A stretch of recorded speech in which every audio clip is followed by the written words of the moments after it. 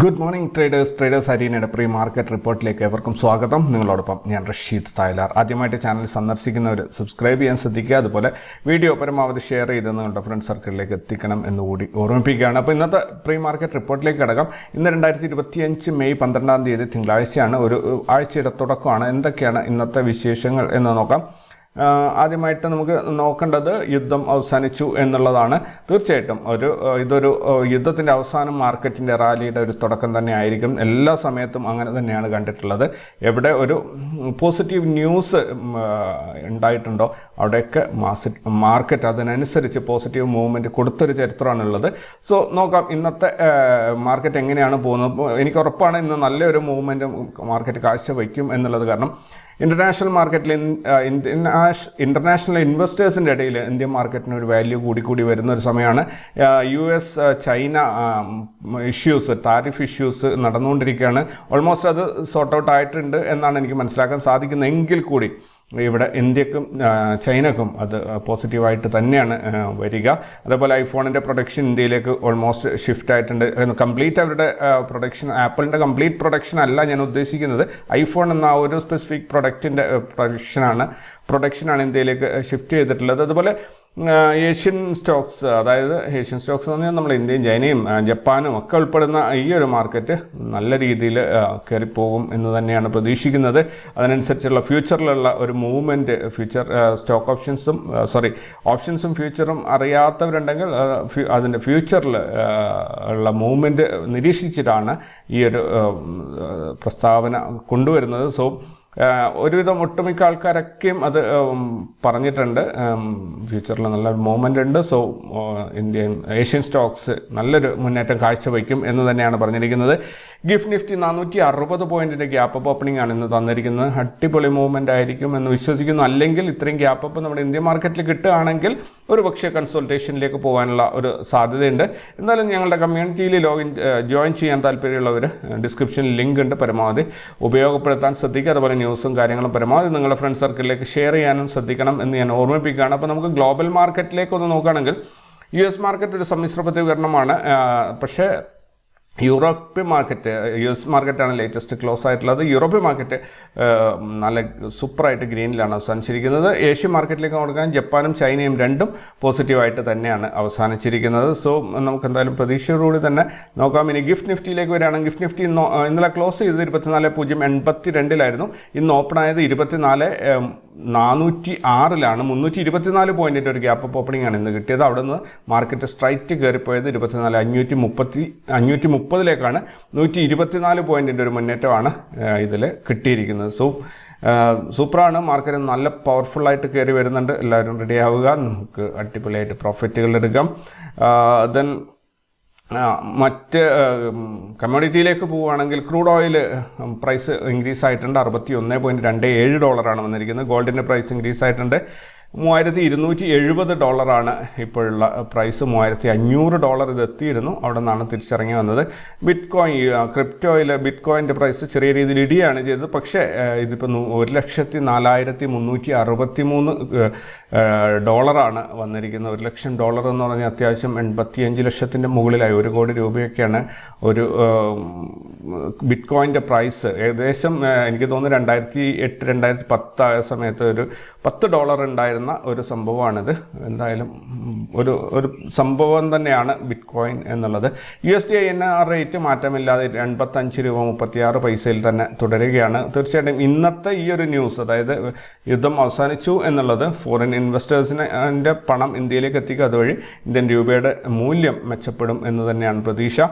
Global ഈവൻസിലേക്ക് വരികയാണെങ്കിൽ ഇന്ത്യയിൽ CPI year on year, US loan officer survey and US WASDE report, federal budget balance. ജപ്പാനിൽ നോക്കുകയാണെങ്കിൽ bank lending year on year, economy watchers current index. ഇത്രയും global ഡാറ്റയാണ് വരാനുള്ളത്.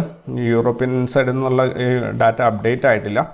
Then റിസൾട്ടിലേക്ക് പോവുകയാണെങ്കിൽ റിസൾട്ട് അനൗൺസ് ചെയ്യുന്ന കമ്പനികൾ ഒത്തിരി ഉണ്ട്. അതിനകത്ത് Vidhi speciality food ingredients, Vivanza biosciences, Zen labs, Ethica, വാട്ഷൻ, people first, Starlog enterprises, Vaidya, Sane Ayurveda laboratories, Tips films, super sales India, Ugar sugar, wealth first portfolio, Tata steel, Venky's, സാഗൽ പ്രീപെയ്ഡ്, തോമസ് കുക്ക്, ഇത്രയും സ്റ്റോക്കുകളാണ് ഞാൻ ലിസ്റ്റ് ചെയ്തിട്ടുള്ളത്. പക്ഷേ ഇതിൽ ഒത്തിരി കൂടുതൽ ഉണ്ട്. ഇത് റിസൾട്ട് അനൗൺസ് ചെയ്യുന്ന മാസമാണ്.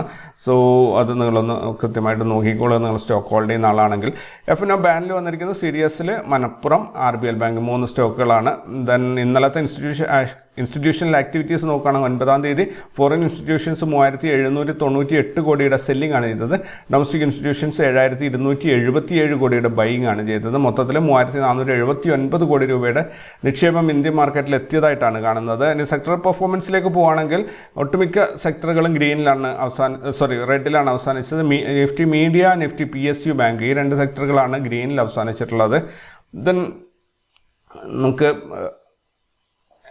ETF-ലേക്ക് പോവുകയാണെങ്കിൽ ETF-ൽ ഓട്ടോബീസ് മാത്രമാണ് പോസിറ്റീവിൽ അവസാനിച്ചിട്ടുള്ളത്, ബാക്കിയെല്ലാം നെഗറ്റീവിലായിരുന്നു. ഇനി ബയേഴ്സ് മാത്രം ആക്റ്റീവായിട്ടുണ്ടായിരുന്ന സ്റ്റോക്കുകൾ നോക്കുകയാണെങ്കിൽ Manorama industries, Apollo micro, yes bank, Asahi, Songwon, Zenith SBI, Borosil, Welspun living, Paras defence ഒക്കെ നന്നായിട്ട് കയറിപ്പോയിട്ടുണ്ടായിരുന്നു കേട്ടോ. ഡിഫൻസ് സെക്ടർ എല്ലാം തന്നെ നല്ല രീതിയിൽ കയറിപ്പോയിട്ടുണ്ടായിരുന്നു. ഐഡിയ ഫോർജ്, ക്രാഫ്റ്റ്സ്മാൻ, ഇത്രയും സ്റ്റോക്കുകളിൽ ബയേഴ്സ് മാത്രമാണ് ആക്റ്റീവായിട്ടുണ്ടായിരുന്നത്.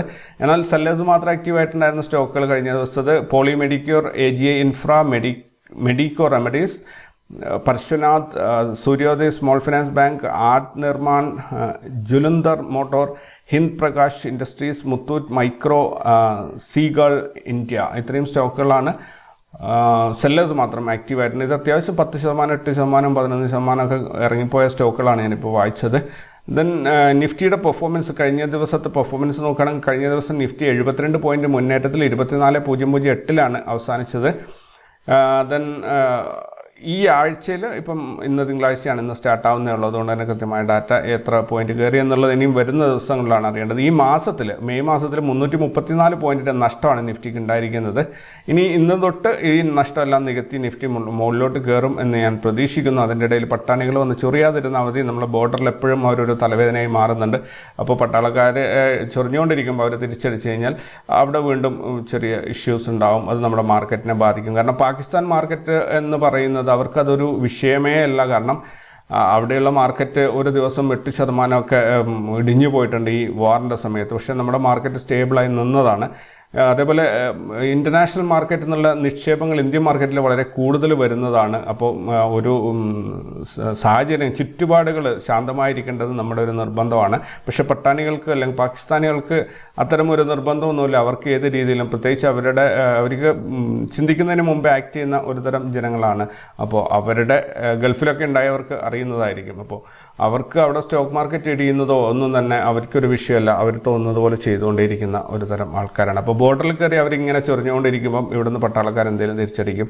അത് നമ്മളെ ഇതിനെ ബാധിക്കുകയും ചെയ്യും. അതാണ് ഏറ്റവും വലിയ ഒരു പ്രശ്നമായിട്ട് നമുക്ക് ഉണ്ടാവുന്നത്. എന്തായാലും അതൊക്കെ പട്ടാളക്കാർ അതിന് വേണ്ട രീതിയിൽ തന്നെ, ഇപ്പോൾ ഓപ്പറേഷൻ സിന്ദൂറിൻ്റെ രീതിയിൽ തന്നെ അത് കൈകാര്യം ചെയ്തോളും എന്ന് നമുക്ക് പ്രതീക്ഷിക്കാം. അപ്പോൾ കഴിഞ്ഞ ദിവസത്തെ മറ്റ് ഇൻഡെക്സുകൾ നോക്കുകയാണെങ്കിൽ Sensex, mid cap, bank X, ഇത് 3 ഗ്രീനിലും ബാങ്ക് നിഫ്റ്റിയും ഫിൻ നിഫ്റ്റിയും നെഗറ്റീവിലുമാണ് കഴിഞ്ഞ ദിവസം ക്ലോസ് ചെയ്തത്. ഇനി ഇന്നത്തേക്കുള്ള ഡാറ്റ നോക്കുകയാണെങ്കിൽ PCR വന്നിരിക്കുന്നത് 0.86 ആണ്, ന്യൂട്രൽ മോഡാണ് സൂചിപ്പിക്കുന്നത്. ഹയസ്റ്റ് കോൾ റേറ്റിംഗ് 26,000 വന്നിട്ടുള്ളത്, 1,12,000 വന്നിരിക്കുന്നത്. ഹയസ്റ്റ് പുട്ട് റേറ്റിംഗ് വന്നിരിക്കുന്നത് 20,650. നല്ല ഡിഫറൻസ് ആണ് ഇത് തമ്മിലുള്ളത്. ഹയസ്റ്റ് കോൾ റേറ്റിംഗ് പുട്ട് റേറ്റിംഗും തമ്മിൽ 5,450 പോയിന്റിൻ്റെ ഡിഫറൻസിലാണ് ഇത് വന്ന് കിടക്കുന്നത്. സോ ഒരു ഹൈ വൊളാറ്റൈൽ മാർക്കറ്റ് പ്രതീക്ഷിക്കാം നമുക്ക്. എന്തായാലും 92,000 ആണ് ഹയസ്റ്റ് പുട്ട് റേറ്റിംഗ് വന്നിട്ടുള്ളത്. സോ പുട്ട് റേറ്റിംഗ് കുറവാണ്, കോൾ റേറ്റിംഗ് കൂടുതലാണ്. പക്ഷേ ഇത് മിനിഞ്ഞാന്നത്തെ ഡാറ്റയാണ് റെഫർ ചെയ്യുന്നത്, വെള്ളിയാഴ്ചത്തെ. അന്ന് യുദ്ധം അവസാനിച്ചിട്ടില്ലായിരുന്നു. ഇന്ന് യുദ്ധം അവസാനിച്ചിട്ടുണ്ട്. ഇത് ഒറ്റയടിക്ക് മറിയാൻ ഇന്നൊരൊറ്റ ദിവസം മതി. വിക്സ് വന്നിരിക്കുന്നത് 21.63 ആണ്. ഇതും കൂൾ ഡൗൺ ആയിട്ട് ഒരു 18 ഇറങ്ങി വരും എന്നാണ് ഞാൻ പ്രതീക്ഷിക്കുന്നത്. അതുകൊണ്ട് മോർണിംഗിൽ ഫസ്റ്റ് ഓപ്പണിങ്ങിൽ ഓപ്ഷൻ ട്രേഡൊക്കെ ചെയ്യുന്നവർ വളരെ കെയർഫുൾ ആവണം ഇന്ന്. എന്തുകൊണ്ടാണെന്ന് പറഞ്ഞു കഴിഞ്ഞാൽ വിക്സ് 21 നിൽക്കുമ്പോൾ ഓപ്ഷൻ്റെ പ്രീമിയം വളരെ കൂടുതലായിരിക്കും. അത് ഒറ്റയടിക്ക് ഒരു 18 17 വന്നു കഴിഞ്ഞാൽ നിങ്ങൾക്ക് ചിലപ്പോൾ ഒരു 50% നഷ്ടം സഹിക്കേണ്ടി വരും. അല്ലെങ്കിൽ സ്റ്റോപ്പ് ലോസ് അപ്പം തന്നെ അടിച്ചു പോകും. മാർക്കറ്റ് എങ്ങോട്ടും പോയില്ല, വിക്സ് കുറഞ്ഞു വരുമ്പോൾ നിങ്ങളുടെ പ്രീമിയം കുറഞ്ഞിട്ട് നിങ്ങൾക്ക് ഓപ്ഷൻ സെല്ലേഴ്സിന് അത് യൂസ്ഫുൾ ആവുകയും ചെയ്യും. ദെൻ അത് ഓപ്ഷൻ ബയേഴ്സ് ആണെങ്കിൽ അത് ശ്രദ്ധിക്കുക തന്നെ വേണം. ദെൻ മാർക്കറ്റ് ഒന്ന് സ്റ്റേബിളായി ഒന്ന് കൂൾ ഡൗൺ ആയി വിക്സ് ഒക്കെ സെറ്റിൽ ആയതിനു ശേഷം മാത്രം ട്രേഡിങ്ങിലേക്ക് എൻ്റർ ചെയ്യുക എന്നാണ് എനിക്ക് പറയാനുള്ളത്. ഇനി CPR വന്നിരിക്കുന്നത് 24.022 36 50 എന്നുള്ള ഒരു 28 പോയിന്റിൻ്റെ റേഞ്ചിലാണ് CPR വന്നിട്ടുള്ളത്. നോ ട്രേഡ് സോൺ വന്നിരിക്കുന്നത് 24.023 23,998 25 പോയിന്റിൻ്റെ ഗ്യാപ്പിൽ നോ ട്രേഡ് സോണും വന്നിട്ടുണ്ട്. അപ്പോൾ ഹയസ്റ്റ് ബ്രേക്ക് ഔട്ട് ലൈൻ എന്ന രീതിയിൽ നമുക്ക് 24.050 എടുക്കണം. ബ്രേക്ക് ഡൗൺ ലെവൽ എന്നുള്ളത് 998 എടുക്കണം. അപ്പോൾ 52 പോയിന്റിൻ്റെ ഒരു നോ ട്രേഡ് സോണാണ് നമുക്ക് ഇന്ന് കിട്ടുന്നത്. ഈ നോ ട്രേഡ് സോണിൽ ദെൻ ഇൻ കേസ് 24.050 കട്ട് ചെയ്ത് മുകളിലോട്ട് പോവുകയാണെങ്കിൽ 24,279 വരെ പോവും. ഇനി അതല്ല 23,998 കട്ട് ചെയ്ത് താഴെ ഇറങ്ങിക്കഴിഞ്ഞാൽ 737 വരെ പോവും. ഈ ഒരു കണക്കിൽ ഇന്ന് നിങ്ങൾക്ക് വലിയൊരു അബദ്ധം പറ്റാൻ സാധ്യതയുണ്ട്. കാരണം ഇന്ന് ന്യൂസിനെ ബേസ് ചെയ്തിട്ടാണ് മാർക്കറ്റ് ഡ്രൈവ് ചെയ്യാൻ പോകുന്നത്. സോ നമ്മൾ ഇതിപ്പോൾ നമ്മുടെ സിസ്റ്റം അല്ലെങ്കിൽ ഈ ടെക്നിക്കൽ അനാലിസിസിൻ്റെ ബേസിൽ ഇത് പറയുന്നത് ഓൾമോസ്റ്റ് മാർക്കറ്റ് ഡൗൺ ആവാൻ സാധ്യതയുണ്ട് എന്നാണ്. കാരണം 3-4 ദിവസത്തെ ഡാറ്റ റെഫർ ചെയ്തിട്ടാണ് ഈ ഒരു റിസൾട്ട് നമുക്ക് കിട്ടുന്നത്. അപ്പോൾ 3-4 ദിവസമായിട്ട് മാർക്കറ്റ് ബെയറിഷ് ആണ്. സോ ഇന്നും ബെയറിഷ് ആവാൻ സാധ്യതയുണ്ട് എന്നാണ് ഈ ഒരു കാൽക്കുലേഷൻ നമുക്ക് പറഞ്ഞത്. പക്ഷേ റിയാലിറ്റിയിൽ ഇതിനിടയിൽ ന്യൂസ് വന്നിട്ടുണ്ട്. ഹെവി ആയിട്ടുള്ള അല്ലെങ്കിൽ ഹൈ നെറ്റ്വർത്ത് ഇൻഡിവിജ്വൽസ് ഒക്കെ പണം പമ്പ് ചെയ്യാൻ പോവാണ്. അങ്ങനെ വരുമ്പോൾ മാർക്കറ്റ് മുകളിലോട്ട് തന്നെയാണ് കയറിപ്പോവുക. രണ്ടാമത്തെ ഒരു കാര്യം എന്ന് പറഞ്ഞു കഴിഞ്ഞാൽ 24.050 എന്നതാണ് നമ്മുടെ ബ്രേക്ക് ഔട്ട് ലൈൻ. ഇവിടെ നിന്ന് ഒരു 250-300 പോയിന്റ് ഒക്കെ മുകളിലായിരിക്കും ചിലപ്പോൾ മാർക്കറ്റ് ഓപ്പൺ ആവും. അപ്പോൾ നമ്മുടെ 24,279 മുകളിലായിട്ട് മാർക്കറ്റ് ഓപ്പൺ ആണെങ്കിൽ അതൊരു ഔട്ട് ഓഫ് റേഞ്ച് ട്രേഡ് ആയിരിക്കും. അവിടെ ടെക്നിക്കൽസിന് വലിയ ഇമ്പോർട്ടൻസ് കിട്ടില്ല. കൃത്യമായിട്ട് ഒരു റിസ്ക് റിവാർഡ് റേഷ്യോയിൽ കൊണ്ടുപോയി നല്ല പ്രോഫിറ്റ് ബുക്ക് ചെയ്യുക എന്നതിനപ്പുറത്ത് മറ്റൊന്നും തന്നെ അവിടെ ചെയ്യാനുണ്ടാവില്ല. സോ കെയർഫുള്ളായിട്ട് ട്രേഡ് ചെയ്യുക. എല്ലാവർക്കും നല്ലൊരു ദിവസം ആയിരിക്കട്ടെ. എല്ലാവർക്കും പ്രോഫിറ്റ് കിട്ടട്ടെ. യുദ്ധങ്ങളൊക്കെ അവസാനിച്ച് എല്ലാ മനുഷ്യരും സമാധാനത്തോടുകൂടി ജീവിക്കട്ടെ എന്ന് ഞാൻ ആശംസിക്കുകയാണ്, ആഗ്രഹിക്കുകയാണ്. തീർച്ചയായിട്ടും സമാധാനം ഉണ്ടാകുമ്പോൾ അല്ലെങ്കിൽ അതിർത്തിയിൽ സമാധാനം ഉണ്ടാവും, നമ്മുടെ രാജ്യത്തിൻ്റെ അകത്ത് പുരോഗതി നല്ല രീതിയിൽ വരും. നമ്മളൊക്കെയും ഈ കഴിഞ്ഞ ഒരു 3-4 ദിവസമായിട്ട് ശ്രദ്ധിച്ചാൽ അറിയാം, നമ്മളൊക്കെയും സ്റ്റോക്ക് ഓപ്ഷൻ ട്രേഡിങ്ങോ അല്ലെങ്കിൽ സ്റ്റോക്ക് ട്രേഡിംഗ് ഒക്കെ ചെയ്യുന്നവരായാലും നമ്മൾ ശ്രദ്ധിച്ചതെല്ലാം വാർത്തകളിലാണ്. എന്താണ് യുദ്ധം സംഭവിക്കുന്നത് എന്താണ് എന്ന രീതിയിൽ നമ്മുടെ കോൺസെൻട്രേഷൻ മുഴുവൻ പോയത് അങ്ങോട്ടാണ്. അതുപോലെ ഓരോ പ്രൊഡക്ഷനിലുള്ള ആൾക്കാരുടെയും കോൺസെൻട്രേഷൻ അതിർത്തിയിലേക്ക് മാറിയിട്ടുണ്ടാവും. അങ്ങനെ വരുമ്പോൾ മൊത്തത്തിലുള്ള ഒരു പുരോഗതി കുറയുകയാണ് ചെയ്യുക. നമുക്ക് നമ്മുടേതായ കാര്യങ്ങൾ അല്ലെങ്കിൽ ഈ 5 ദിവസം നമ്മൾ നമ്മുടേതായ മറ്റ് എന്തെങ്കിലുമൊക്കെ പുതിയ കാര്യങ്ങൾ പഠിക്കാനുള്ള അവസരങ്ങൾ പോലും നമ്മൾ ഉപയോഗപ്പെടുത്തിയിട്ടുണ്ടാവില്ല. നമ്മളെല്ലാം തന്നെ കൂടുതലും ശ്രദ്ധ ഈ യുദ്ധത്തിലേക്ക് മാറിപ്പോയിട്ടുണ്ടാകും. അതേപോലെ തന്നെ മറ്റെല്ലാ ഇൻഡസ്ട്രിയൽ സെക്ടറിലും ഈ ഒരു സംഭവം വന്നിട്ടുണ്ടാകും. ബിസിനസ് ഓണേഴ്സ് കൂടുതൽ ശ്രദ്ധിച്ചത് ബിസിനസ് ഡെവലപ്പ് ചെയ്യുന്നതിലായിരിക്കില്ല, യുദ്ധത്തിൽ എന്ത് സംഭവിക്കും എന്നറിയാനായിരിക്കും.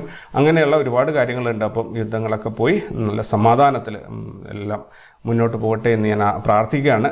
അപ്പോൾ കൂടുതൽ വിശേഷങ്ങളും വാർത്തകളൊക്കെ ആയിട്ട് അടുത്ത വീഡിയോയിൽ കണ്ടുമുട്ടാം. അതുവരേക്കും take care and bye. Thank U.